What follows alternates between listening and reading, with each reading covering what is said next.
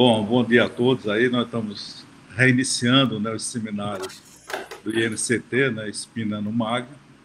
E hoje a abertura, né, desse semestre vai ser feita pelo professor Flávio Garcia, do CBPF, né? E sempre lembrando que é importante nesses seminários, né, demonstrar aí a cooperação, né, que existe entre os grupos, né, entre pesquisadores desse instituto, né?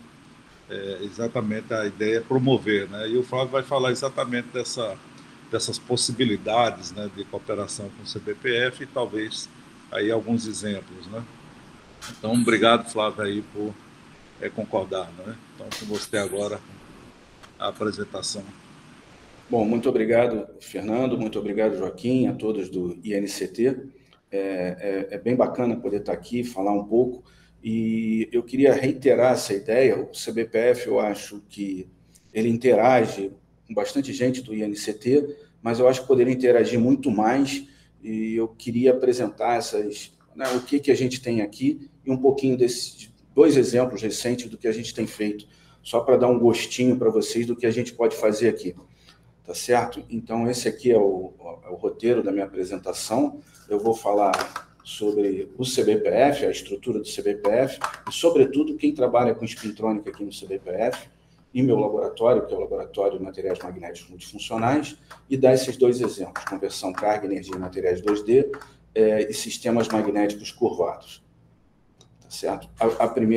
Partindo para a primeira parte, eu pediria também, se alguém tiver alguma dúvida, algum questionamento, que fale alguma coisa, porque eu não estou vendo ninguém. Então, é só abrir o áudio, falar, e eu acho que eu vou ficar bem feliz em responder, mesmo ao longo do seminário. A apresentação do CBPF. O CBPF, para quem não sabe, ele fica aqui no Rio de Janeiro, no bairro da Urca, bem próximo ao Pão de Açúcar, super bem localizado. Uma outra coisa muito importante do CBPF, que nós temos um programa de pós-graduação aqui, que é a nota 7 da CAPES, um programa de mestrado e doutorado acadêmico. A primeira tese de doutorado do Brasil foi defendida aqui no CBPF. É um programa muito antigo, muito consolidado. Além disso, nós temos um programa profissional com ênfase em instrumentação científica.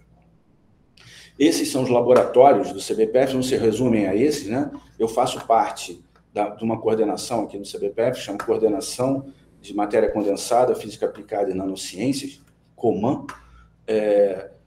Esses são alguns dos laboratórios, não se resume a isso, mas é muito, muito, muito importante frisar que todos, sem exceção, dos laboratórios do CBPF, eles são abertos ou multiusuários, ou pode ser as duas coisas ao mesmo tempo. Tá?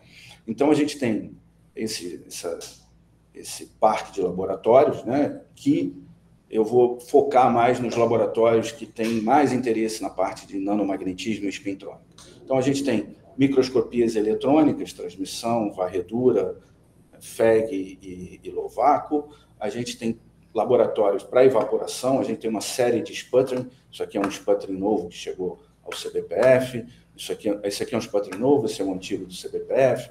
Isso aqui, na verdade, é uma evaporadora, que é um sputtering antigo. A gente tem também técnica de caracterização de superfície, como XPS. Temos várias facilidades de litografia, nano e microlitografia. Temos uma sala limpa, uma laser writer de escrita direta, né, com laser, uma outra laser writer maior. Temos escrita direta com feixe de elétrons para nanolitografia, fotoalinhadora, plasma etcher, ion milling. Tem tudo isso. Temos um laboratório de raio-x, de difração e fluorescência de raio-x super bem equipado também, que é 100% aberto.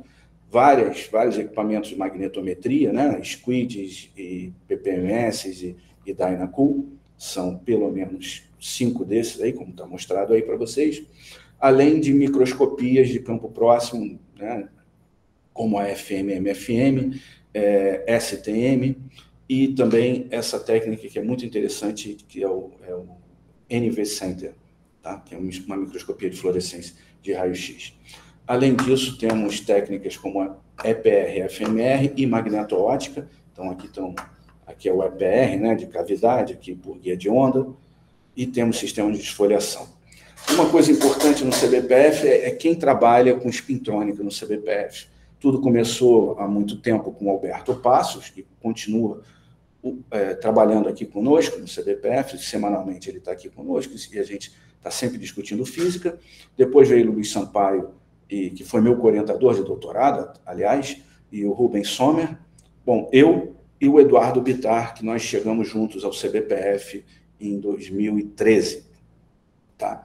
Só que, como todo mundo sabe, não só aqui no Rio de Janeiro, mas sobretudo aqui no Rio de Janeiro, tudo só começa depois do Carnaval, e foi isso que aconteceu aqui no CBPF. Depois do Carnaval, o CBPF é outro, sobretudo quando se fala em spintrônica.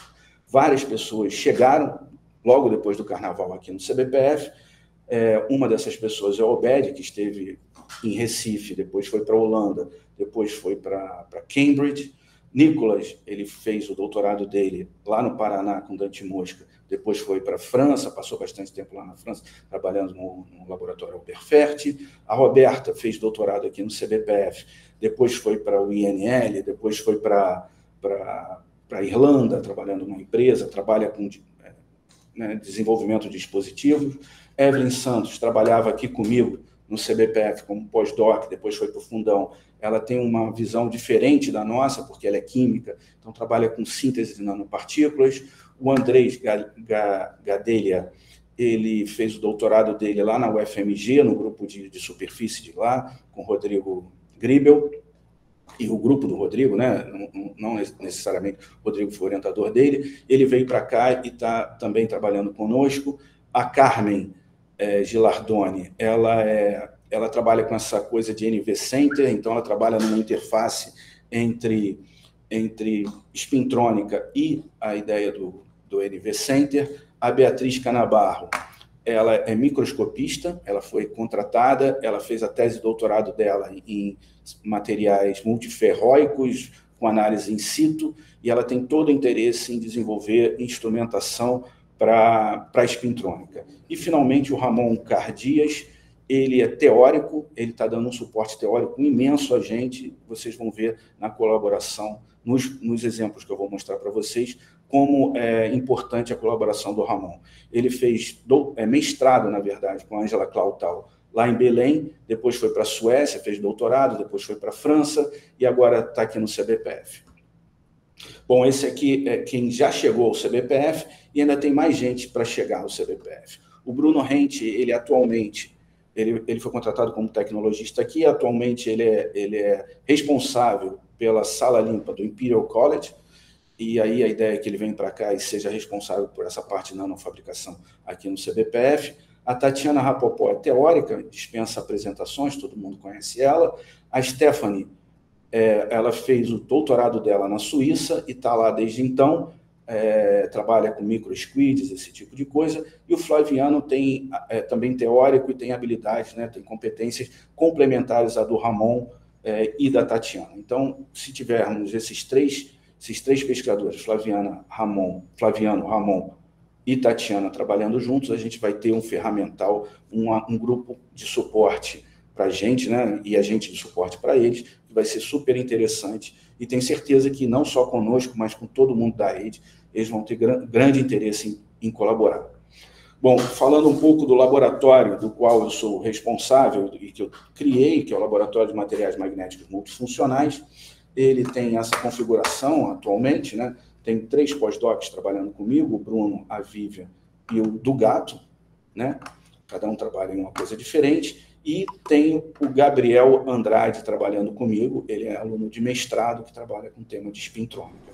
Esses outros 3, o Célio, felizmente ele acabou o doutorado dele e foi para... Agora ele é professor no Exército, professor de Física no Exército. O Torrão acabou o doutorado dele, agora faz um pós-doc na França com Jean-Marie Georges, no laboratório Alberferti. O Wesley acabou de passar, também acabou o doutorado, e acabou de passar num concurso no CTI, em Campinas, né?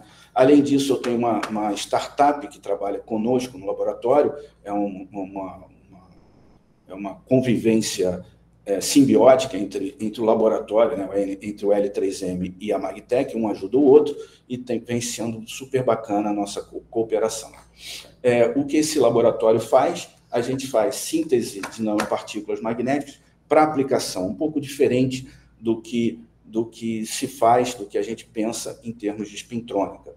Então, essas aplicações, elas têm a ver com catálise, ou seja, eu esqueci de falar, né? A principal técnica que a gente tem nesse laboratório é magnética, hipertermia magnética, e a gente aplica essa hipertermia magnética em catálise, em sistemas multifuncionais, ou seja, além da hipertermia, mais alguma coisa associada a ela, alguma outra funcionalidade desse material, entrega controlada de fármacos, mais voltada para a nanomedicina. A gente tenta mudar a morfologia, a composição de nanopartículas, de nanosistemas, para ter comportamentos magnéticos adequados a determinadas aplicações. E esse aqui é um artigo bem interessante, eu gosto muito dele, já tenho publicado ele já faz um tempo, mas eu fui convidado pela Folha de São Paulo para escrever Magnetismo contra o Câncer nesse caderno da Folha Ilustríssima. Esse, sem dúvida nenhuma, é o meu artigo mais lido. Bom, dito isso, o CBPF e as possibilidades que a gente tem no CBPF e quem tem trabalhando aqui no CBPF, que eu acho que é muito mais importante do que o parque experimental que a gente tem, eu vou passar a falar um pouco mais dos exemplos do que a gente tem feito. A primeira coisa é essa conversão carga em spin em materiais 2D, né? Bom, vou falar uma coisa mais ou menos óbvia, mas eu acho que é para a gente aqui de spintrônica, mas eu acho que é importante. A eletrônica que a gente conhece hoje em dia, ela tem moldado, em alguma medida, o mundo nos últimos 50 anos. Né? Um exemplo disso é como era um computador há 50 anos atrás. Isso aqui é uma foto tirada em 1970. Isso aqui a gente pode, né, equivaler aos dias de hoje a um pendrive, por exemplo. Isso aqui seria a tela de um computador. Na ocasião não tinha tela propriamente dito, o que tinha era a impressão em um formulário contínuo do que saía, né, a resposta não saía numa tela, saía num formulário contínuo, e você tinha que ficar ali procurando. Isso aqui é o equivalente a uma CPU, e o teclado não era bem um teclado, né? A entrada de dados eram aqueles cartões perfurados. Tá? Se a gente isso tudo a gente tinha 8 kilobytes. Se a gente pega essa foto e traz para os dias atuais, o que a gente tem, na verdade? Essa pessoa aqui, no centro da foto, é esse senhor aqui, que é o meu pai, na verdade. Né? Meu pai trabalhava em um CPD, que era uma sala dessa daqui, e hoje em dia, o meu pai, com um celular que ele tem na mão, ele consegue tirar uma selfie, por exemplo, com um celular que é alguma coisa, simplesmente segurando na mão dele, que é alguma coisa em torno de 1 milhão de vezes melhor do que era toda essa sala com essas duas pessoas, mais aquele que está tirando a foto, mais inclusive a câmera que tirou a foto, essa foto, ele tem tudo isso 1 milhão de vezes melhor na mão dele. Tá? Tudo isso se deveu à eletrônica, tal como a gente conhece hoje, mas como a gente vai além, aí a gente pensa em outras coisas, como a spintrônica, a orbitrônica e por aí vai. Bom, a eletrônica, como, né, a eletrônica atual, ela é baseada no elétron, mas numa propriedade fundamental do elétron bem específica, que é a carga. Né? E com isso a gente consegue transistores bem pequenininhos, como esse Apple A17.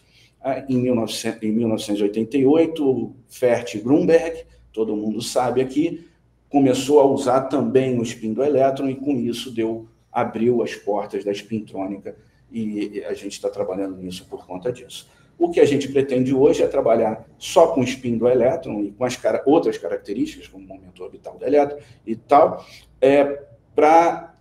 para fazer a mesma coisa que a eletrônica. Isso teria várias vantagens, né? Maior eficiência energética e tudo, e os grandes desafios da spintrônica seria gerar essas correntes de spin, manipular as correntes de spin e detetar essas correntes de spin. Bom, um efeito chave por trás da spintrônica, por mais que a gente pense o contrário, na minha opinião, na minha leitura, é o efeito Hall de spin, o Xi.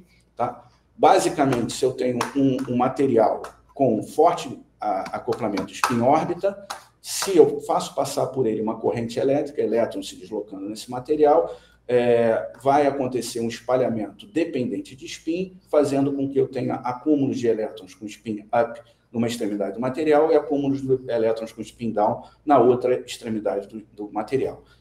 Então, perpendicular à corrente de carga, a gente teria uma corrente pura de spin, onde elétrons com spin up vão para um lado, elétrons que vão com spin down vão para o outro, o desbalanço de carga é zero e a corrente, a gente tem uma corrente pura de spin se deslocando de um lado para o outro no material. Essa é a ideia por trás de corrente pura de spin. Aqui todo mundo conhece, então não vou entrar muito em detalhe. Só que o efeito Hall de spin não é o único efeito Hall que existe, que é importante, que é relevante. Tem vários outros, a gente tem o efeito Hall orbital, a gente tem o efeito Hall-Valley, e a gente tem os efeitos Rasch-Beildenstein, que pode ser tanto orbital quanto de spin. Bom, a nossa primeira pergunta foi em qual material estudar esses efeitos e como a gente aborda esses problemas. A nossa ideia foi trabalhar isso com um material 2D, que é o disulfeto de molibdênio, né, o MOS2. Ele, numa visão superior, ele tem essa rede hexagonal aqui, onde o azulzinho, as bolinhas azuis, são os molibdênios e o enxofre está aqui nessa parte, essas bolinhas laranja. Na visão lateral, o que a gente chama de monocamada do disulfeto de molibdênio, do MOS2, na verdade é uma camada de molibdênio sanduichada por duas camadas de enxofre. Tá? Isso a gente chama de monolayer, nesse caso. Não é bem uma monolayer, mas pelo caráter van der Waals desse material, ele se comporta como um material 2D, porque a ligação desse plano, dessa monocamada com a monocamada seguinte, é uma ligação de van der Waals, então é fácil esfoliar. Uma coisa importante é que esse material, quando monolayer aqui, segundo esse artigo, ele é um semicondutor de gap direto, com um gap da ordem de 2 elétronvolts. Tá? Então, ele é um material semicondutor, todo mundo conhece, MOS2 é bem conhecido, material van der Waals, beleza. Tá? Uma outra característica interessante do MOS2 em particular é que quando ele está em flakes triangulares, em flakes em geral, e essa terminação dos flakes são terminações do tipo zigue-zague, rica em enxofre, aqui, ele apresenta uma coisa que chama eddy states, estados de borda. Esses estados de borda são estados condutores. Então, o que acontece no material, no MOS2 em particular, quando terminado em terminações zigue-zague, ele tem um centro que é semicondutor e uma borda que é metálica, que é condutora. Tá certo? A parte semicondutora é proporcional à área desse triângulo, esse flake triangular, né? Já a parte metálica vai ser proporcional ao perímetro desse triângulo. Até aqui eu acho que está geometria bem básica, não tem nada demais. A gente está olhando só um triângulo, na verdade, nada além de um triângulo. Bom, veio trabalhar comigo há uns anos atrás um rapaz chamado Hansa, um paquistanês, que tinha acabado de fazer um doutorado com Victor Caruso lá na PUC-Rio. E o Hansa, durante o doutorado, o que ele fez foi exatamente isso, sintetizar flakes de MOS2 com triangulares, tal como mostrado aqui, com essas terminações tipo zigue-zague que apresentavam estado de borda. Então, durante a tese de doutorado dele, ele cresceu e caracterizou muito bem esses flakes, que são essas estruturas triangulares que vocês veem aqui nessa micrografia. Agora, a questão, a gente vai estudar esses efeitos nesses flakes triangulares, que nas bordas tem estados de borda, e no centro tem estados semicondutores. Então, como a gente vai estudar isso? A gente escolheu estudar por motivos N, mas principalmente porque é a técnica simples e que a gente tem disponível e muito interessante para esse tipo de estudo, que é o bombeamento de spin, o spin pumping. Tá? O que é o spin pumping? O spin pumping é quando eu tenho a precessão do material ferromagnético, né, e eu boto, né, a variação da magnetização do material ferromagnético, quando eu boto ele numa condição de ressonância, ele vai ficar precessionando lá, essa variação do momento magnético vai fazer com que seja gerada uma corrente, essa precessão tem associado a ela um damping, um amortecimento, um termo de amortecimento. Quando eu acoplo esse material ferromagnético ao material não magnético, que apresenta que é possível o material ferromagnético injetar no material adjacente a ele uma corrente de momento angular qualquer, seja orbital, seja de spin, esse damping vai aumentar, porque eu criei um canal dissipativo adicional ao material, e esse aumento do damping, né, se eu olho essa expressãozinha aqui, o aumento do damping criado, vai ser o que a gente vai chamar de bombeamento de spin. Então, o bombeamento de spin, basicamente, é quando eu tenho material ferromagnético, eu acoplo a ele um material não magnético e cria-se um canal adicional dissipativo. Esse canal adicional de dissipação vai ser, que é esse alfa-SP, vai ser o que a gente chama de damping, tá certo? Então, a gente pode fazer isso tanto variando a frequência do campo, achar essa ressonância, tanto variando a frequência do campo de RF, da RF que a gente está excitando o material, ou variando o campo. E a gente pode também, para várias frequências, né, variar o campo, achar a ressonância, e a gente olha a curva, né, em função da frequência, e o alfa, ele é o coeficiente angular dessa curva aqui. Então, a gente, na verdade, no final das contas, a gente fixa uma frequência, varia o campo, vê a ressonância, vê a largura de linha, faz isso para várias frequências, a gente tira o alfa do material ferromagnético, acopla ele a um material não magnético, faz a mesma coisa, e a diferença de alfa é o que a gente está considerando como spin pumping, isso que vai ser o resultado importante. Bom, só que para a gente olhar isso, a gente precisa de um material ferromagnético. Esse material ferromagnético, a escolha óbvia é o IG, que é o hidro 3 ferro 5 O12, tá certo? O Torrão, meu aluno de mestrado, o Rodrigo Torrão Victor, ele durante, o aluno de mestrado e doutorado, durante o mestrado dele, ele desenvolveu uma metodologia de crescimento de IG, que, por sputtering, que a gente conseguiu um alfa da ordem de 1,7 vezes 10 a menos 4. Super bom esse alfa, e a gente publicou isso nesse periódico aí, nessa revista. Tá? Agora, o que a gente quer de verdade é entender essas contribuições, seja ela do estado semicondutor, seja ela do estado metálico. Primeiro, vamos ver o que é que acontece no estado semicondutor. Então, no estado semicondutor, as duas principais possibilidades que nós temos, já que o IG só injeta momento angular de spin no MOS2, né? Ele não tem condição de injetar momento angular orbital, então a gente pode ter dois cenários possíveis para injeção de momento angular do IG de spin, né? Do IG no MOS2. Ou Rasch-Beldstein, que é um efeito que tem a ver com a quebra de simetria na interface, é um efeito de interface, ele não tem um caráter bulk, ele é um caráter só de interface, então ele é independente da espessura do MOS2 que se tem. Já o efeito Hall de spin, segundo o Obed e a tese dele, aí, orientada pelo Antônio Azevedo, eu tenho um caráter, o efeito Hall de spin, ele depende da espessura do MOS2. Bom, aquela técnica desenvolvida pelo Hansa, ela permite bem a gente fazer flakes triangulares de monolayer, né? Mas o que a gente quer agora é saber como esse fenômeno, como o spin pumping, evolui com a temperatura, com a espessura do material. Para isso, a gente recorreu a uma colaboração com o Jorlândio Félix, lá da UNP, e com o John Marroquin, que desenvolveram uma técnica que chama esfoliação mecânica automatizada, que esfolia um TMD, qualquer material tipo Van der Waals, em qualquer superfície, em qualquer substrato. Por exemplo, aqui tem um substrato, não lembro qual é esse substrato, mas ele é transparente e flexível.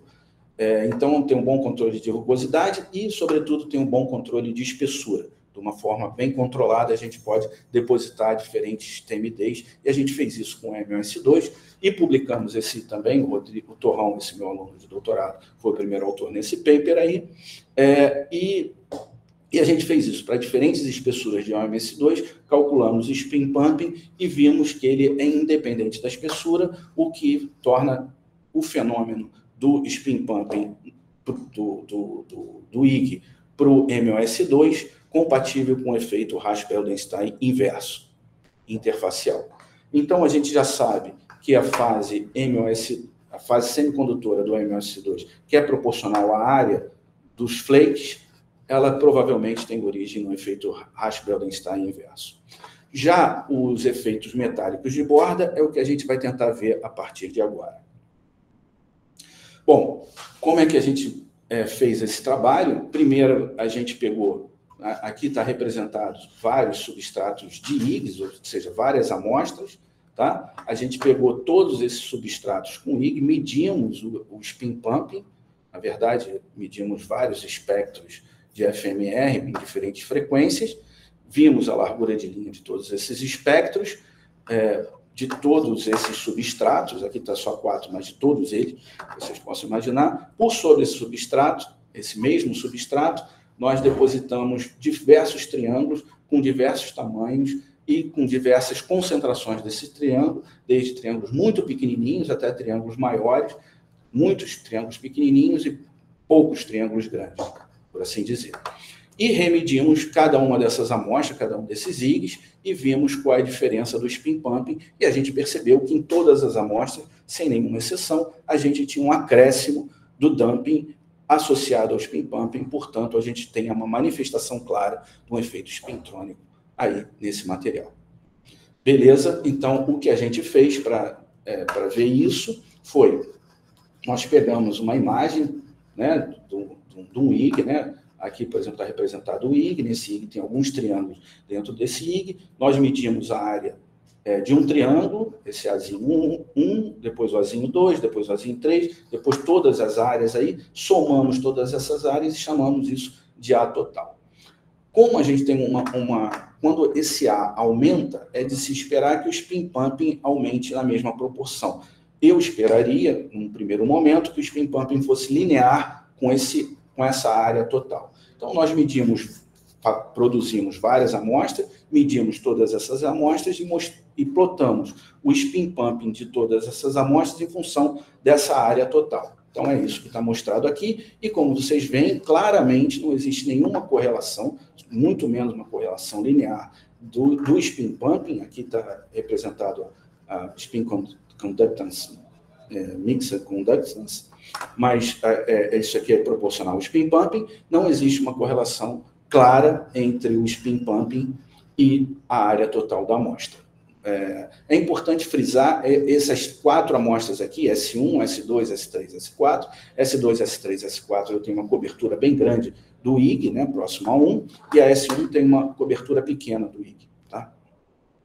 Então, se não tem a ver com a área, ou se não tem a ver com os estados semicondutores, certamente vai ter a ver com os estados de borda, os estados metálicos de borda. Fizemos uma coisa análoga, calculamos o perímetro de todos esses triângulos, somamos o perímetro de todos esses triângulos que estão sobre o IG e fizemos agora o P. O P é o perímetro total. E, novamente, plotamos o spin pumping em função do perímetro total e o que a gente esperaria que tivesse um comportamento linear com isso, de fato não tem, e agora aquela amostra que tem pouca área, ela tem proporcionalmente muito perímetro, e amostras com grande área têm proporcionalmente pouco perímetro. Tá? Mas nenhum caso nem outro. Então, não é só o perímetro, não é só o estado condutor que é responsável pelo spin pumping, também não é só a área, ou seja, não é só o estado semicondutor, o Rasch-Beildenstein inverso, que é o responsável pelo spin pumping, que media, quer dizer, que é a chave aí nesse efeito do spin pumping. A gente tentou uma coisa que é uma relação entre os dois, que é uma relação área-perímetro. E como vocês veem, aparentemente existe uma correlação interessante entre área e perímetro. Aquelas amostras S1, S2, S3, S4, agora elas estão bem organizadas, então por isso, inclusive, que ela tem esse número 1, 2, 3, 4. E aqui vocês veem uma reta. Na verdade, vocês veem 2 retas, mas na verdade isso é o fitting de uma única reta, o módulo de uma única reta. Essa reta passa basicamente por todos os pontos, mostrando que eu tenho um comportamento agora linear com o spin pumping, com essa razão área divididos pelo perímetro, área total dividida pelo perímetro. É importante ressaltar que próximo ao zero aqui, o que eu tenho é grandes perímetros em relação à área, e à medida que eu venho do zero para cá, ao 1, né, eu vou dando menos importância ao perímetro e mais relevância à área. É isso o que me diz aqui. E vocês veem que, primeiro, inicialmente, o spin pumping diminui até um determinado ponto, depois ele passa a aumentar. Qual foi a única forma da gente explicar isso, ainda aqui com as mãos? Foi termos 2 canais de spin pumping, um canal que a gente chamou de metálico, que é devido ao perímetro, devido à borda, o perímetro total, e outro canal que a gente chamou de semicondutor, que é devido à área do material. E esses 2 canais, eles têm que ser concorrentes, ou seja, um ajuda no spin pumping, o outro, de alguma medida, atrapalha o spin pumping. A soma desses 2 é o spin pumping que a gente mede. Então, se eu tenho essa amostra S1, eu vou ter muito perímetro, portanto, muito desse canal metálico e pouco semicondutor, ou pouca área, proporcionalmente. E vai me dar um spin pumping lá medido, que é isso aqui. Na medida que eu diminuo a importância da área e diminuo a importância do perímetro, eu aumento a importância da área, ou seja, eu passo para a amostra S2, o que era negativo aumenta de intensidade, né? Aumenta o módulo, fazendo com que o spin pumping medido diminui, ou seja, o canal semicondutor aumenta em detrimento do canal metálico, fazendo com que o spin pumping total seja diminuído.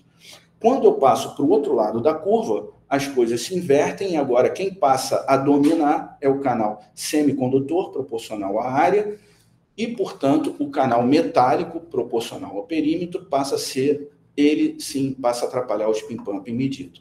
E, óbvio, aí por isso ele volta a aumentar, e quando eu aumento mais ainda, o que eu estou aumentando é a fase, o canal que já está ganhando, e por isso eu aumento o spin pumping. Essa é a visão que a gente teve inicialmente, e isso aqui é um resumo de tudo, né? A gente tem uma única reta que passa por todos os pontos, eu tenho um estado, tem uma competição entre 2 canais, um metálico e um semicondutor, para cá quem ganha é o canal metálico e para cá quem ganha é o canal semicondutor. E aqui no meio eu tenho uma coisa que a gente chamou de ponto de compensação, onde o canal semicondutor e o canal metálico, eles se compensam e o spin pumping vai para zero. Ou seja, os efeitos spintrônicos observados nessa amostra se anulam. Essa é a nossa visão. Bom, esse ponto de compensação é um ponto que parece ser bem interessante, né? Então, seria muito interessante a gente analisar em detalhes o que acontece aqui, nesse ponto, onde o spin pumping vai para zero, só que, para a gente fazer isso, a gente teria que construir mais amostras com uma razão área-perímetro que coincidisse com esse ponto aqui, o que não é nada trivial, medir várias vezes isso é uma tarefa árdua, muito difícil a gente conseguir isso, e a gente bolou uma outra forma de fazer isso, uma forma que se mostrou bastante eficaz e interessante, que é iluminando as amostras com comprimento de onda adequado. O que eu quero dizer com isso? Bom, primeiro, para a gente ter certeza do que estava fazendo, nós recorremos ao grupo, nossos colegas teóricos, no caso, o Márcio Costa, lá da UF. Bom, a gente conversou com o Bechara, com o Toninho, com a Tatiana Rapopó, com várias pessoas, mas o Márcio, ele nos ajudou nesse momento. Então, o que eu tenho aqui são a densidade de estados de um flake desses, triangulares, com terminação tipo zigue-zague. Aqui eu tenho a densidade de estados da área do material, né, na parte interna desse flake, e aqui a densidade de estados, em verde, a densidade de estados da borda do material. Como é de se esperar, a área, que é semicondutora, eu não tenho estados no gap, tá? Mas a borda, eu tenho, sim, estados possíveis, né, estados eletrônicos possíveis no gap. Aqui é o nível de Fermi, então é isso. Então, a nossa ideia foi que se eu ilumino minha amostra, bom, vai ficar mais claro aqui para frente, mas se eu ilumino minha amostra com luz que tenha, no mínimo, que eu possa excitar daqui para cá, eu consigo tirar elétrons daqui para cá e fazer com que minha amostra seja mais e mais condutora. Olhando em detalhes o nível de Fermi, por exemplo, que é esse ponto aqui, o que eu tenho? Aqui no meio, eu não tenho nenhum estado metálico, não tenho aqui o que está representado em verde é a densidade de estado sítio a sítio nesse triângulo, nesse flake. Tá? Então, aqui eu tenho alta densidade de estados e aqui no meio baixa nenhuma densidade de estados, na verdade. Tá? Isso no nível de Fermi. Se eu vou para dentro do gap, nada muda significativamente, eu continuo só com estados metálicos nas bordas. Se eu venho para cá, também nada muda, só tenho estados alta densidade de estados nas bordas, e no meio não tenho alta densidade de estados. Agora, obviamente, depois do gap, eu passo a ter alta densidade de estados espalhados pela minha amostra como um todo. Qual foi a nossa ideia, então? É pegar a luz, né? pegar a luz, iluminar um flake como esse. O que está vermelho agora, antes era verde, eu estou representando estados ocupados, meu estado fundamental. Então, se eu estou no nível de Fermi, aqui para cima, né? O estado fundamental do meu sistema, aqui para cima, todos os elétrons estão aqui para baixo, e aqui não tem nenhum elétron acima do nível de Fermi. Isso é a definição do estado fundamental. Então, todos, né, onde eu tenho alta densidade de estados, eu tenho elétrons, e aqui acima do gap, eu tenho estados eletrônicos disponíveis para o meu material, mas no estado fundamental ele está vazio. Então, o que eu vou fazer é o seguinte: eu vou pegar esse estado fundamental que está vazio e vou, para ele, excitar elétrons. Então, eu vou tirar do nível de Fermi e jogar para, depois do gap, elétrons. Então, se eu pego esse estado, esses elétrons daqui, e jogo um pouco de luz nele, eu vou tirar um determinado número de elétrons e vou jogar esses elétrons no meu estado final acima do gap. Se eu aumento a intensidade da luz, não o comprimento de onda da luz, eu aumento o número de elétrons que eu jogo lá no meu flake, né? Que originalmente no estado fundamental está vazio, eu vou aumentando a população de elétrons à medida que eu aumento a intensidade da luz. Aumentando isso, então isso aqui, ele é 100% isolante, semicondutor, e à medida que eu vou andando para cá, eu vou tornando minha parte semicondutora cada vez mais metálica. Então, eu vou transformando estados semicondutores em estado metálico. Essa foi a ideia que a gente teve. Então, eu vou tirar elétrons daqui, jogar para cá, e com isso tentar fazer um tuning, fazer um ajuste fino da relação entre área, ou estados, canal de spin pumping, que a gente chamou de semicondutor, em relação ao canal de spin pumping, que a gente chamou de metálico, né? Então, foi isso que a gente buscou fazer. Então, se a gente pega, por exemplo, essa amostra 1 e a amostra 2, a amostra 1, só para lembrar para vocês, quem já está dominando é o canal metálico. Se eu jogo luz sobre ela, eu crio estados excitados também metálicos, então eu estou aumentando a fase metálica, que já está dominando. Então, como era de se esperar, o que a gente observou, em função do fluxo de fótons que a gente está incidindo sobre a luz, sobre a amostra, a gente observou um aumento significativo do spin pumping. Tanto da amostra 1 como a amostra 2, não surpresa, as duas amostras em que o estado metálico eram dominantes, né? O canal de spin pumping metálico era dominante. Eu estou ocupado aqui, desculpa. Era dominante. Então, a gente viu um aumento do spin pumping. Bom, se a gente vai para o outro lado da curva agora, né, da curva em V, essa curva em V, a gente pega essa amostra S4, agora já é diferente, quem está dominando é o canal semicondutor, e eu estou criando, quando eu ilumino, criando canais metálicos, que agora estão em oposição ao canal semicondutor, fazendo com que o spin pumping observado, medido, diminua, não mais aumente. Tá? Então, foi isso que a gente observou. Então, originalmente, sem luz, eu tenho esse ponto, e na medida que eu ilumino, o meu spin pumping diminui, como era esperado. E se a gente vai para a amostra 3, um resultado bem interessante aconteceu. Então, inicialmente, tal como a amostra 4, o canal semicondutor domina, e o canal metálico ele é negativo em relação ao canal semicondutor. Eu crio estados metálicos que se opõem, que aumentam de tamanho. Então, portanto, assim como a amostra 4, eu vou diminuindo inicialmente o spin pumping até o ponto de compensação, onde essas coisas se invertem. E quem passa a dominar agora é o canal metálico, né? Seja ele de borda, seja ele induzido por elétrons excitados.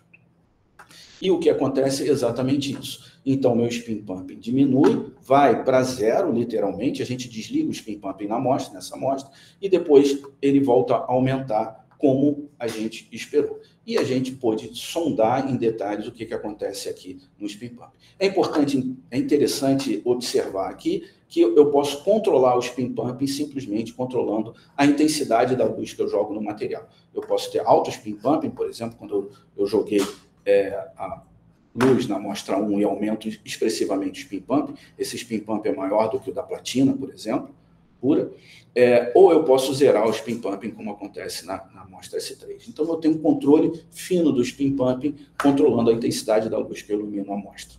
Tá? E posso... Isso é uma... Bom, eu não falei em detalhes para vocês, mas se a gente usa luz vermelha ou luz verde, que é uma luz não suficiente, né, de energia não suficiente para promover elétrons do estado de valência para o estado da banda de valência para a banda de condução, então nada acontece, com o IG nada acontece, e as amostras ficam íntegras também no final da amostra, não tem aquecimento. Então, a gente, em conclusão desse trabalho, a gente fabricou essas heteroestruturas e a gente pôde ver a diferença e deconvoluir a diferença do estado semicondutor, que é proporcional à área, e o estado metálico, que é proporcional ao perímetro, e conseguiu controlar isso usando luz, né? Induzindo uma fase metálica e fazendo o balanço da fase metálica com a fase semicondutora e, portanto, os canais metálicos de semicondutor e controlar. Bom, recentemente, que eu digo domingo passado, 30 de março agora, foi publicado esse paper na Nature Communication, que é exatamente esse trabalho que eu descrevi para vocês. Bom, o próximo trabalho, eu acho que eu ainda tenho 15 minutos para falar, por aí, mais ou menos, né? São sistemas magnéticos curvados. Eu vou tentar ser bem breve aqui.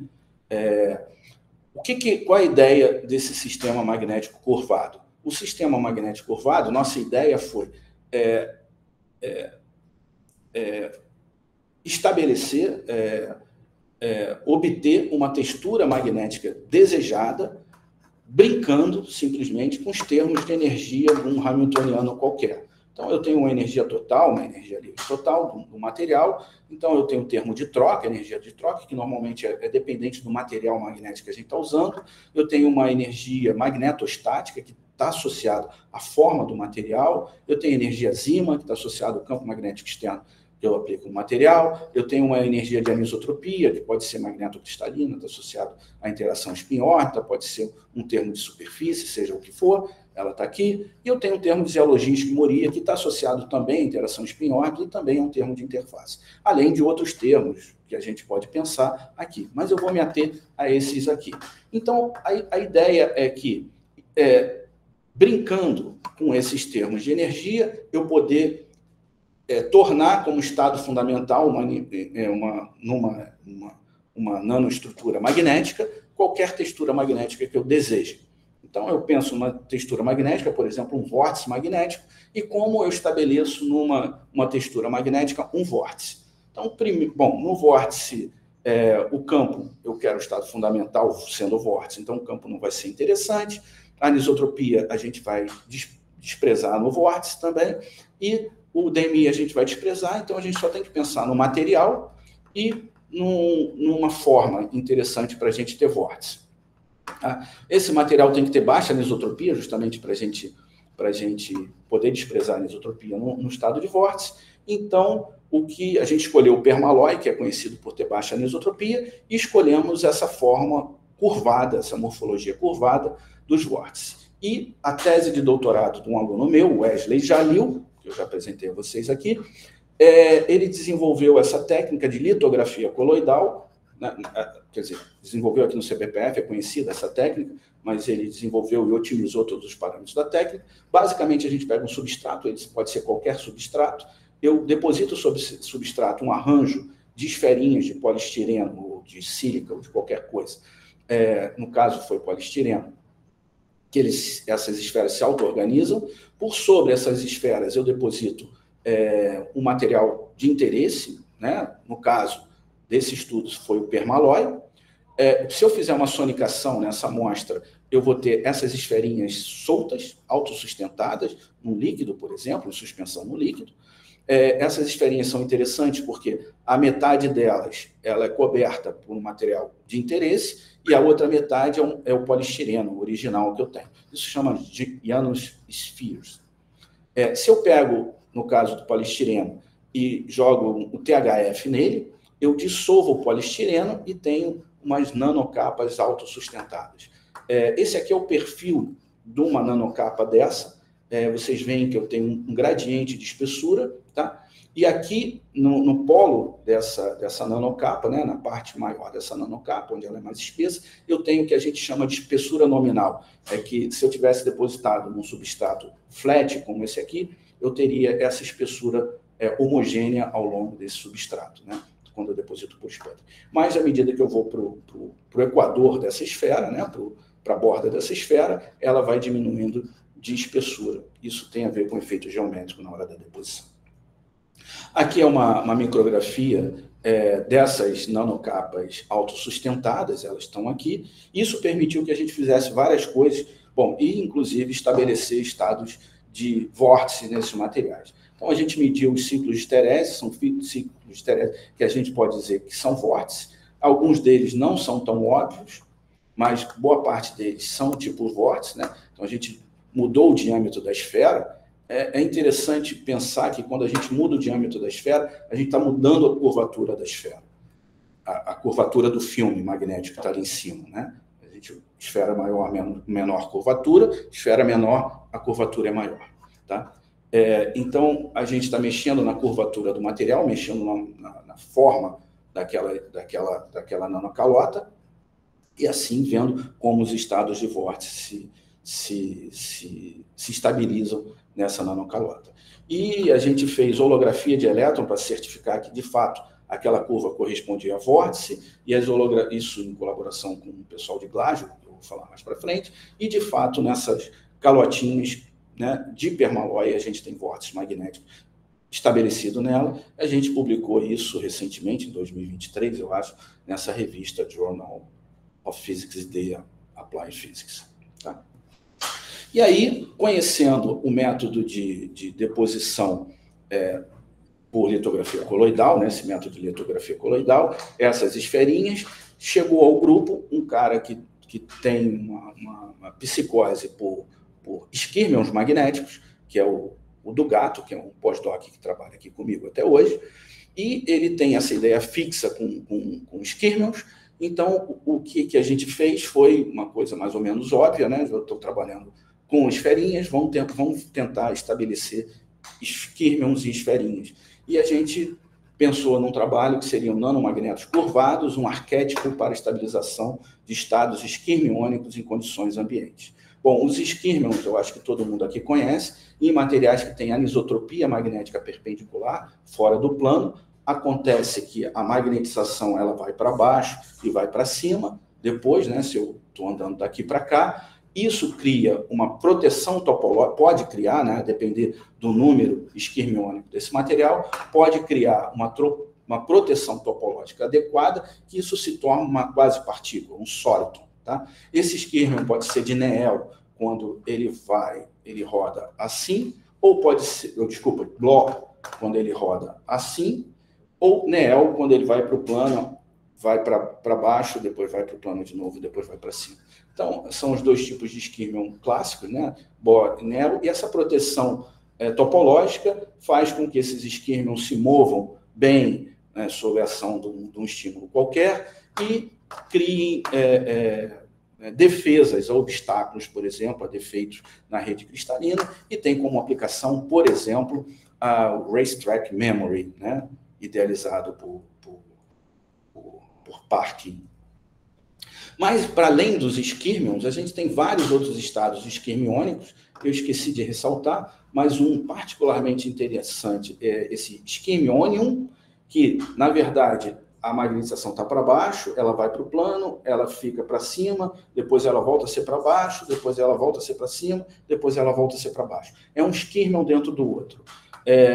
A gente pode ter esquirmions de alta ordem, pode ter anti-esquirmions, pode ter bimerons, pode ter diversos esquirmions na mesma estrutura, e tudo isso a gente está chamando de estados esquirmiônicos nesse trabalho.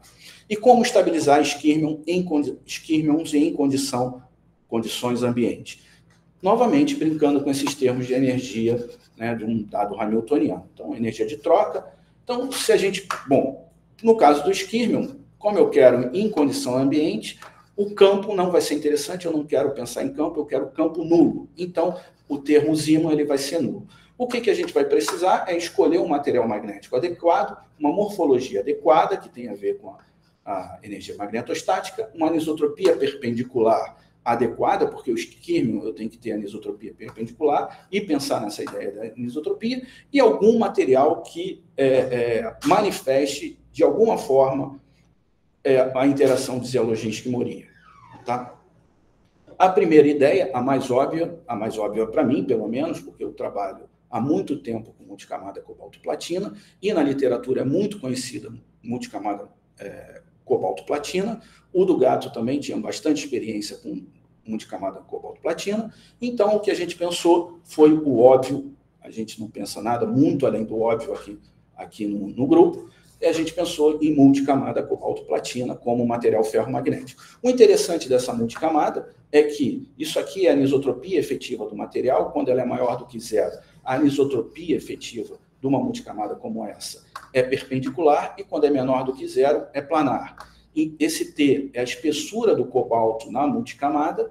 Então, se eu tivesse T pequenininho, uma espessura do cobalto muito fina, esse termo vai ganhar desse termo, e essa anisotropia efetiva vai ser maior do que zero, portanto, perpendicular.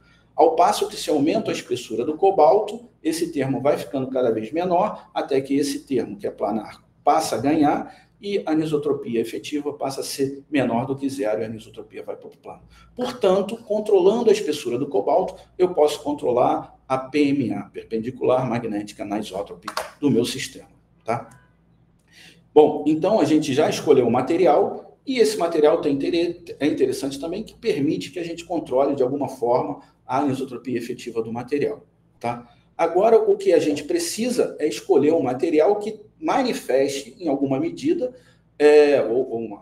uma disialogia e esquimoria. O disialogia e esquimoria interfacial, né? O disialogia e esquimoria, o que é essa interação disialogia e esquimoria? Isso aqui é o termo de interação de troca, é um produto escalar, né, entre dois spins, né, e que favorece, que é minimizado quando esses dois spins estão paralelos. A disialogia e esquimoria é diferente, aqui é um produto vetorial, e eu tenho uma minimização desse termo de disialogia e esquimoria quando eles estão perpendiculares, não mais paralelos. Isso faz com que, quando eu tenho o balanço entre troca e disialogia e esquimoria, eu tenho um comportamento não colinear desses momentos magnéticos, o que ajuda na formação do esquema. Então, o balanço entre interação de troca e interação de disialogia e esquimoria faz com que eu favoreça a formação de esquema. Essa é a ideia por trás da interação de disialogia e esquimoria. Bom, a disialogia e esquimoria interfacial acontece quando eu tenho uma quebra de simetria, causada, por exemplo, por uma interface entre o material ferromagnético e o material que tenha grande interação spin-órbita. Isso vai fazer com que surja justamente essa interação de disialogia e esquimoria. Bom, se a gente olha esse gráfico aqui, dessa referência, vocês veem que essa interação de disialogia e esquimoria, ela se manifesta em materiais com grande interação de spin-órbita, em particular a platina, quando acoplada ao cobalto. Exatamente a platina quando acoplada ao cobalto. Então, uma multicamada cobalto-platina, interessante observar que ela tem uma interface, né? Cobalto-platina, ela tem sim interação de disialogia e esquimoria. Bom, então a gente tem todos os ingredientes, a gente tem troca, tem PMA, anisotropia perpendicular, tem disialogia e esquimoria na multicamada cobalto-platina que eu estou mostrando para vocês. Legal, só que não é bem assim, né? Quando eu tenho um sistema simétrico como esse, ou seja, eu tenho platina, cobalto e depois platina, então uma interface entre platina e cobalto, eu tenho um DMI que tem um determinado sinal. Quando eu tenho cobalto e platina, ou seja, quando eu inverto a ordem dessa interface, o sinal do DMI muda de direção, de sentido, na verdade. Mudando de sentido, eles se cancelam. Então, quando eu tenho um sistema simétrico, como uma multicamada cobalto-platina, eu deixo de ter desialogia-esquimoria, né? Se ele for perfeita, essas camadas, o desialogia-esquimoria é literalmente zero nesse material. Qual a solução, então? O que a gente pensou? Como a gente tem superfícies curvas, será que a curvatura da superfície não quebra essa simetria e torna o sistema não simétrico? Será que acontece isso? Novamente, recorremos à nossa colaboração com os teóricos, dessa vez, além do Márcio, também o Marcelo Albuquerque e o Ramon Cardia, que está agora aqui, que é pesquisador aqui no CBPF, desde depois do Carnaval, e eles mostraram, sobretudo o Ramon, que, de fato, quando a gente aumenta a interação, a curvatura, aumenta a interação de desialogia-esquimoria. Então, a curvatura, quanto mais curvado é o sistema, maior a interação de desialogia-esquimoria. Então, agora, o que a gente tem? A gente tem o DMI, né, que é induzido pela curvatura. Eu jogo com esse termo aqui, jogando com a curvatura do meu sistema. Eu tenho meu material magnético, cobalto-platina, e essa curvatura define também a morfologia do meu sistema, portanto, a minha energia magnetostática. Só falta discutir agora a anisotropia do sistema. Eu sei que quando eu mudo a espessura do cobalto, eu aumento o PMA, só que um material com alto PMA vai fazer com que eu imaginaria que todo mundo aponte para cima, né? PMA, a anisotropia apontando para cima, só que quando eu tenho um sistema curvado, essa coisa não é bem assim. Um alto PMA vai corresponder a uma anisotropia perpendicular à interface, à superfície naquele ponto. Então, é de se esperar que um sistema curvado como esse, eu não tenha uma coisa como essa, onde todos os momentos magnéticos estão apontando para cima, e sim uma distribuição radial de anisotropia, como descrito, como representado aqui nessa simulação que eu mostrei para vocês aqui.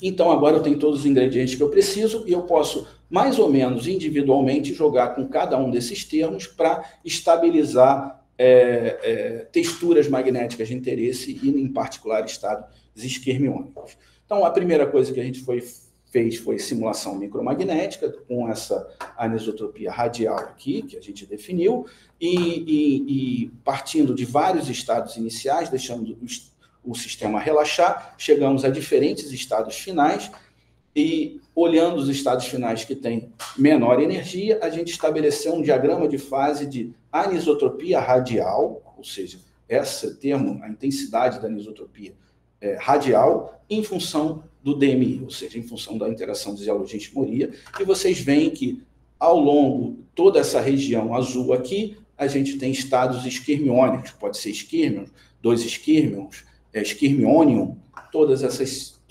estados esquermiônicos estão contemplados aqui, né, em toda essa região aqui.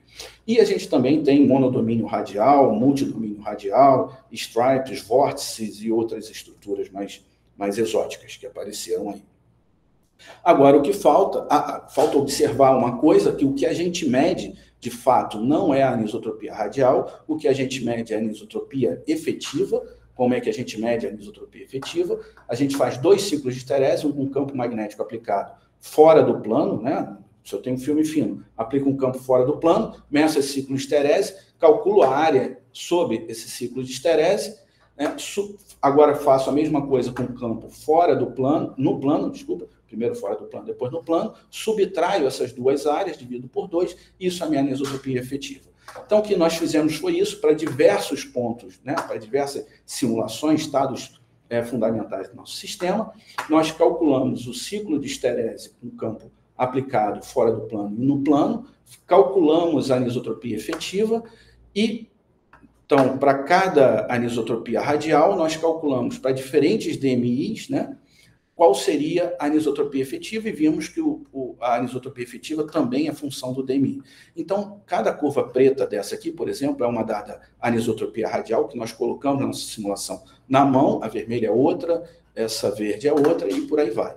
Então, com essa metodologia, a gente consegue relacionar a anisotropia efetiva, que é o que de fato nós medimos, com a anisotropia radial, que é a coisa que a gente coloca na simulação. Então, a gente consegue ver em que lugar a gente está no nosso diagrama de fase. Então, fabricamos as amostras, uma multicamada cobalto-platina, com a espessura do cobalto variando 0,8 a 2 nanômetros, depositamos sobre o arranjo, por sputtering, sobre o arranjo das nanosferas e obtivemos isso aqui como amostra.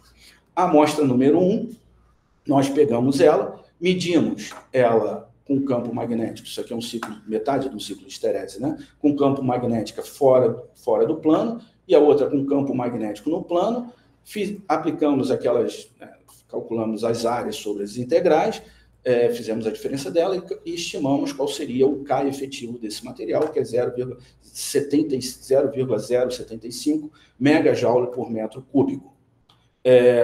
Correlacionamos isso, né, 0,75 está aqui, né, essa aqui é a nossa amostra 1, e podemos né, relacionando isso com essa curva, identificamos que muito provavelmente o que nós temos é um K radial da ordem de 0,35 megajoule por metro cúbico. Então, nosso K radial, que é o que a gente bota lá e o que está desenhado lá no diagrama de fase, é alguma coisa em torno de 0,35 megajoule por metro cúbico.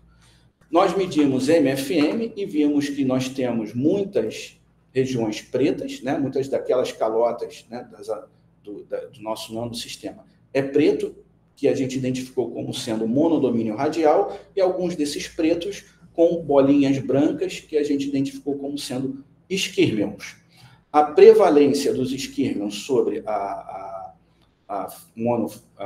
fase radial, né, a monodomínio radial, é alguma coisa em torno de 20%. A gente fez várias áreas, não foi só essa imagem que nós tiramos várias imagens, e vimos que a estatística é 20% de esquirmion. Isso nos leva a crer que a gente está num estado de metaestabilidade, onde é quase que tão provável, energeticamente falando, a gente ter um monodomínio radial ou um esquirmion estabelecido no material. Então, voltamos ao nosso diagrama de fase. Eu sei que a minha anisotropia radial tem que ser 0,35 megajoule por metro cúbico, ou seja, deve estar aqui nessa reta, só que ela tem que estar, por conta de eu estar num estado metaestável, onde é quase tão provável ter esquirmion quanto monodomínio radial, é esperado que eu esteja mais ou menos na fronteira entre esse estado esquirmiônico e estado radial, né? Ou seja, é muito provável que eu esteja aqui nessa região do material.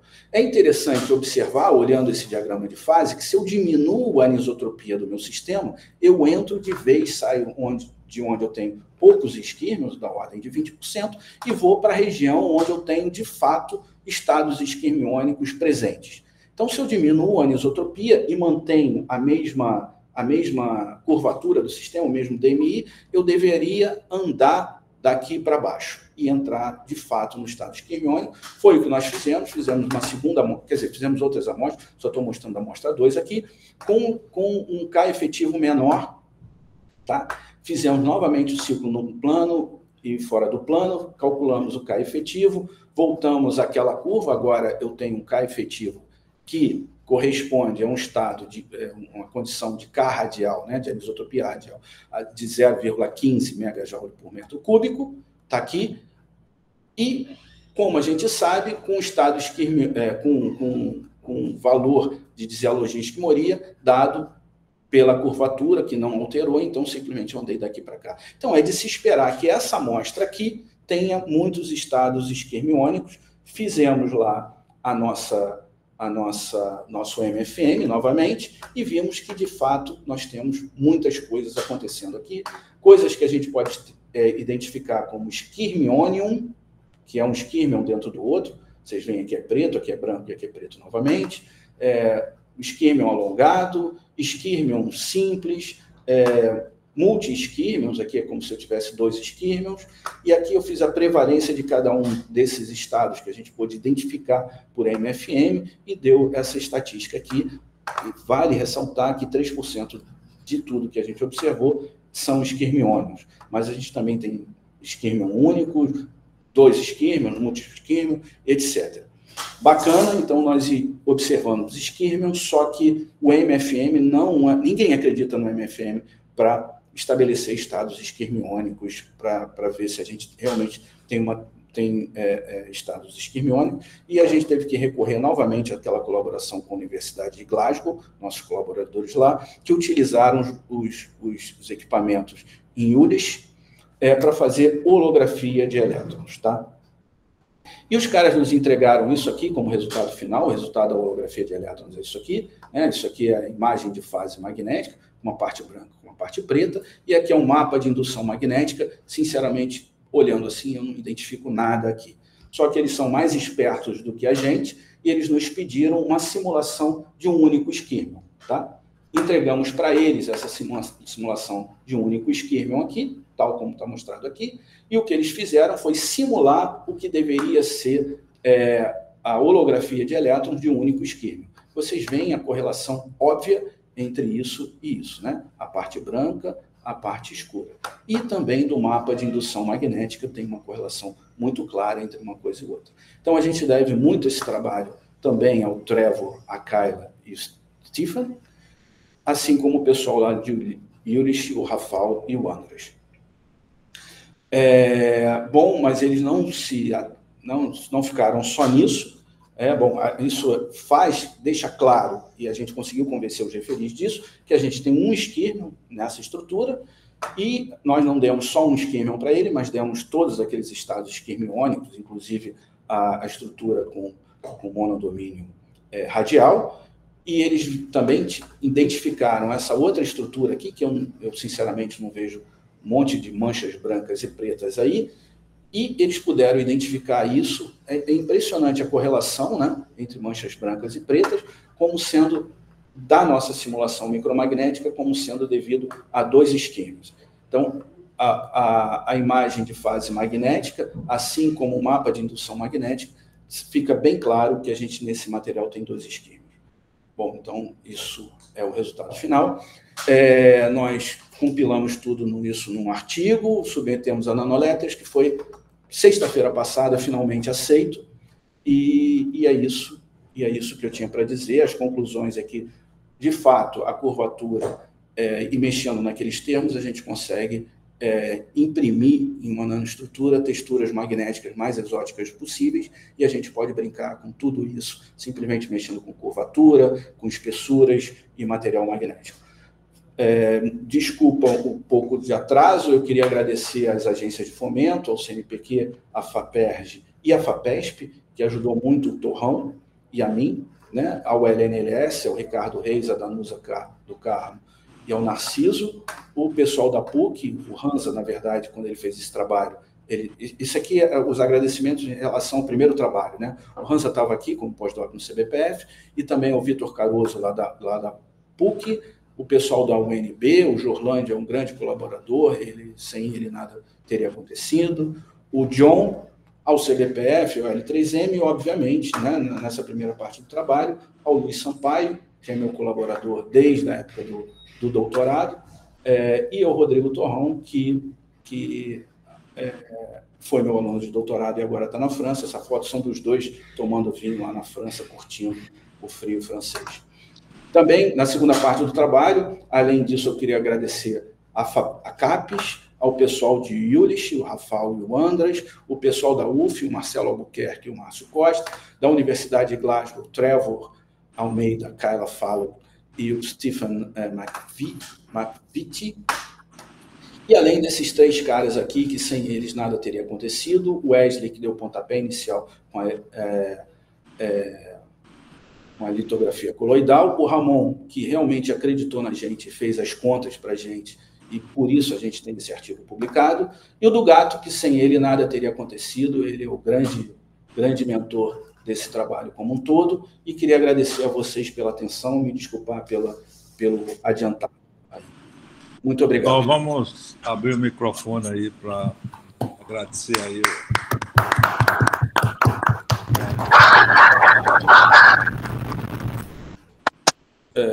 Eu continuo compartilhando aqui. Mas pode deixar, Flávio. Tá legal. Estou na fila, viu, Fernando? Vamos abrir aí para perguntas, né? O Joaquim já se pronunciou aí, por favor, Joaquim. Flávio, tá me escutando, Flávio? Estou escutando sim, Joaquim. Cara, ótimo seminário, né? Muito didático aí, gostei bastante.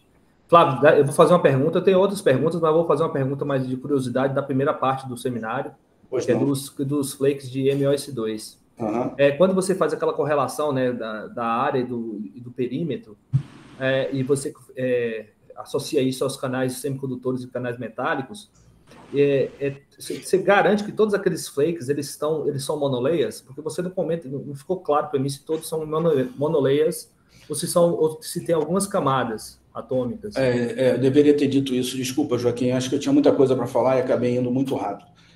Sim, todos eles são monoleias, eles são depositados inicialmente em óxido de silício, depois eles são transferidos do óxido de silício para o IG, e são caracterizados no óxido de silício por Raman, por PL, e a gente pode garantir que eles são monoleias. Porque uma outra... Falando isso porque um jeito de você meio que modular o caráter metálico e semicondutor dos flakes seriam você ajustar o número de camadas. E tem trabalhos que mostram que ele pode ter uma transição de semicondutor para metálico, dependendo do número de camadas que você trabalha. Bom, juro que eu não conheço esse trabalho, mas sim, poderia ser uma coisa. Mas assim, é mais complicado, né? Você botar um flake em cima do outro, né? Não, na verdade, é na hora da esfoliação, Flávio. Ah, tá. Na hora da esfoliação, você pode esfoliar. Bom, eu não sei, se a técnica que o Jorlando está usando permite fazer isso. Sim, o Jorlando permitiria fazer isso, né? Essa técnica de esfoliação mecânica. Na verdade, ele bota...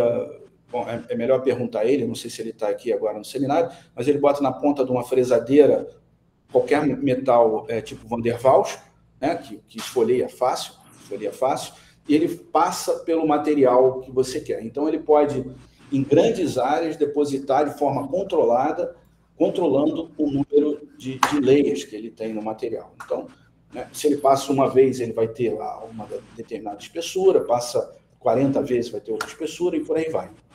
Então, ele consegue fazer isso. A técnica que nós usamos para fazer os flakes é uma técnica de CVD, na verdade, né? Então, é uma técnica de evaporação, né, CVD, que forma os flakes, né? Uma técnica rica em enxofre para garantir que a gente tenha as bordas tipo zigue-zague. Perfeito, Flávio. Obrigado. Viu? Depois eu converso com você sobre outras dúvidas aí. Tranquilo. Mais alguma pergunta, comentário? Rafael? Eu acho que tem uma pergunta do Edson Passamani no chat, viu, Fernando? Tem? Deixa eu ver. Tem sim. Você pode entrar aí? Quem, eu? Eu não estou vendo nada, eu só estou vendo minha própria apresentação. Eu não consigo nem ver quem está presente. Eu posso ler a pergunta, Fernando? Lê aí, por favor. Bom dia a todos, estou sem um headphone. Parabéns, Flávio, pela palestra bastante clara e didática. Tenho que sair, mas gostaria de saber que você comentasse como fica a questão da interdifusão na interface cobalto-platina, pois você precisa de uma contribuição de Jaluzinski-Moria na interface. Como fica a interdifusão? Olha só, o pessoal de Campinas, né? Eu acho que o Tiago, eu vi que ele estava aí, o Tiago Mori, o Giovanni, junto com a Angela Clautal. Eu acho que o Tiago está nesse. Eles publicaram também uma nanoletras que eles mostram que a interdifusão é fundamental. Se você tem substratos planos, né? Essa interdifusão é muito importante para recobrir o Jaluzinski-Moria. Então, quanto mais bagunçada for a interface, não uma interface perfeita, aquela coisa que é simétrica deixa de ser simétrica e a gente tem novamente a interação de Jaluzinski-Moria. Nesse caso nosso, a gente atribui o aparecimento, o surgimento de Jaluzinski-Moria não a interdifusão ou defeitos de interface, mas um grande defeito de interface que nós criamos artificialmente, que é justamente a curvatura. Então, se eu tenho uma coisa plana, eu tenho uma coisa que vai ser compensada aqui, né? Se eu tiver interdifusão, obviamente, isso vai deixar de ser verdade. E se eu tiver uma coisa curvada, né? Um substrato curvado, como esse daqui, o que vai acontecer é que o Jaluzinski-Moria aqui e aqui vão ser muito diferentes. Obviamente, ainda assim, eu tenho interdifusão, que vai gerar também Jaluzinski-Moria, ou atrapalhar o Jaluzinski-Moria, não sei direito, mas a gente não prestou atenção nisso. Mas, de fato, isso é alguma coisa importante para o Desialogística Morinha. Eu não entendi o Edson. Um grande abraço para o Edson, mas ele foi embora e deixou a pergunta no ar, assim. Mas o seminário, Flávio, é gravado na íntegra, viu? Ah, tá certo, tá certo. Rafael. Beleza, Flávio, tudo bem? Beleza, cara, Rafael. Excelente palestra mesmo. Rafael Tony, é isso? Rafael Toniel. Toniel, desculpa. Isso. Então, a minha pergunta ela vai muito de encontro aqui com essa pergunta do Miguel Novak aqui no chat, né, sobre ele pergunta como era a distribuição dos tamanhos dos flakes do MS2 nas diversas amostras. E a minha pergunta era justamente sobre isso, como você controla o tamanho da amostra. Você mostrou um somatório ali, mas para cada amostra você tem deposições aleatórias da quantidade desses triângulos têm tamanhos aleatórios, e aí você simplesmente faz uma soma, ou você tem um controle disso também? Então, boa pergunta. Isso foi feito, quer dizer, toda a otimização do processo de deposição desses flakes sobre um substrato de SE2 foi feito na tese de doutorado do Hansa. Eles publicaram vários papers com isso, então é referência desse artigo da Nature Communications.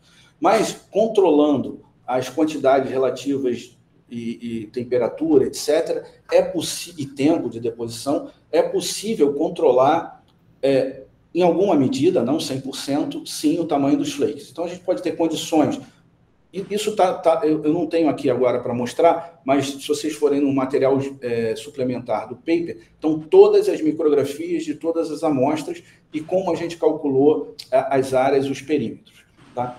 Então, a gente tem, em algumas amostras, flakes bem pequenininhos, e muitos flakes pequenininhos, outras amostras, flakes pequenininhos, poucos flakes pequenininhos, outras amostras, flakes grandões como esse e poucos, amostra quase que contínua como essa daqui, sempre tem uma borda ou outra que aparece.